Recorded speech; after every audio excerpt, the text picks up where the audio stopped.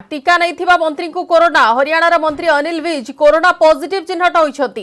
Corona मुकाबला समस्त नजर एवं वैक्सीन उपर अच्छी। खूब शीघ्र साधारण लोकों पाखे पहुंची पारे वैक्सीन। तेज वैक्सीन को नहीं आसी चिंताजनक खबर। नवेम्बर 20 स्वेच्छाकृत भाव टीका नहीं अनिल विज एवं कोवैक्सीन परीक्षामूलक टीका नहीं किंतु वर्तमान से कोरोना रे आक्रांत होइतिबा सूचना मिली। निजे ट्वीट कर ए संपर्क में सूचना देइछन्ति अनिल एवं कोरोना लक्षण देखा पर से परीक्षा कराइथिले जेउथिरे से पॉजिटिव चिन्हट होइथिले। या परे तांको चिकित्सा पई मेडिकल रे भर्ती करा जाइछि। एने ट्वीट जोगे सूचना देबा सह किछि दिन भितरे तांको संस्पर्श रे जो लोक माने आसिछन्ति सेमानकु कोरोना परीक्षा कराइ देबाको परामर्श दैछन्ति। तेबे कोरोना वैक्सीन नेबा सत्वे से किभଳି पॉजिटिव चिन्हट हेले ताकु नै किछि भी स्पष्ट सूचना मिली नाही।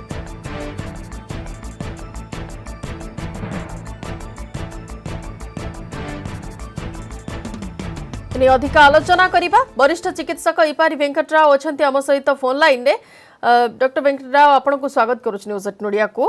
टिके वर्तमान चिंताजनक खबर निश्चित भाव में जेहेतु जो मंत्री कोरोना टीका नहीं थिले सेतेबेले परीक्षामूलक भावे सेतेबेले भी कहिथिले एवं समस्त को प्रोत्साहित करथिले उत्साहित मध्य करथिले कोरोना टीका को आग्रहर सह कोरोना परीक्षा करबा पई एवं कोरोना टीकाकरण समय टीका मध्य नेबा पई वर्तमान से निजे पॉजिटिव चिन्हट हेबा तान पछर कारण कोन?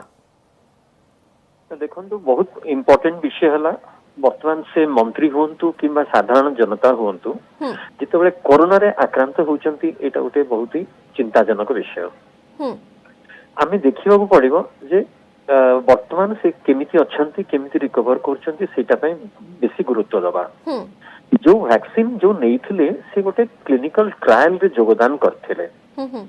मो पाखरे तो डिटेल इन्फॉर्मेशन नाही किंतु वर्तमान कोवैक्सीन रो फेज 3 ट्रायल वर्तमान चली। फेज 3 होची गोटे रैंडमाइज ट्रायल।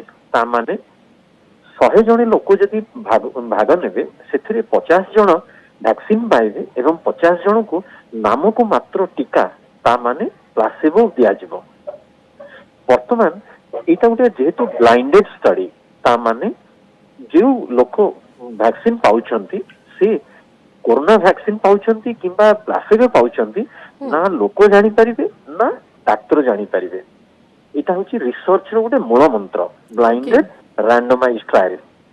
वर्तमान ए हमर जो माननीय मंत्री जो आक्रांत हेइछंती कोरोना रे निश्चय दुखजनक विषय किंतु जदि से प्लासेबो ग्रुप रे अछंती ताहले आमे भाबी नबा जे हां प्लासेबो तो प्रोटेक्शन मिलिबो नाही किंतु से जदि माने वैक्सीन ग्रुप रे थाई कि जदि हेई थांता किंतु एई जिंसटा जणा पड़िबो जेतेबेले स्टडी ताको अनब्लाइंडिंग करा जिवो।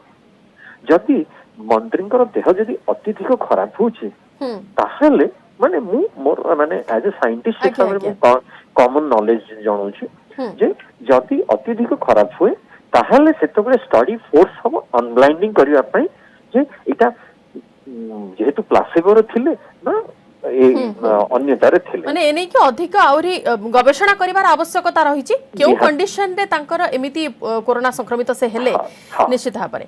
बहुत बहुत धन्यवाद श्री वेंकटराव हम सहित आलोचना रे भाग नै।